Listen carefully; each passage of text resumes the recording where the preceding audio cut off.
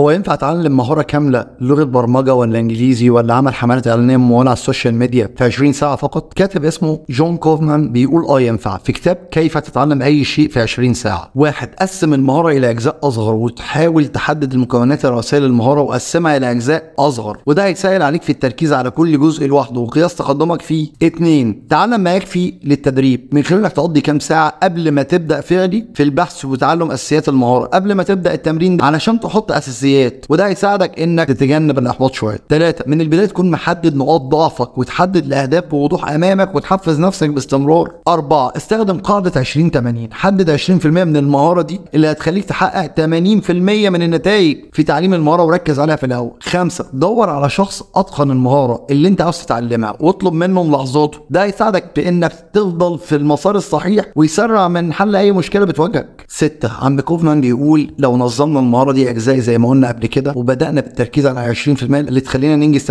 من المهارة، الموضوع ممكن ياخد حوالي 20 ساعة من التدريب المتعمد للحصول على المهارة الجديدة بشكل جيد. 7، بيقول ان طبيعي جدا ان احنا نتعرض للاحباط ومشاعر التوه والتشتيت في بداية تعلم اي مهارة جديدة، ولكن من المهم اننا نستمر في دفع انفسنا وان الاحباط ده نفسه علامة ان احنا بنحرز نمو وتقدم. 8، حاول تخلي الموضوع متعة مختلطة بالانضباط من المكان اللي هتتعلم فيه في تهيئة الطريقة اللي هتتعلم بيها، ده يساعدك انك تفضل متحمس وملتزم بهدفك. 9، لا تنخرط في التفاصيل وتعقيدات الامور وخلي الامور بسيطه وركز على الاساسيات. 10، واخيرا من المهم انك تطبق عملي اللي اتعلمته، استخدم مهاراتك الجديده في مواقف الحياه الواقعيه لترسيخ فهمك وبناء ثقتك بنفسك.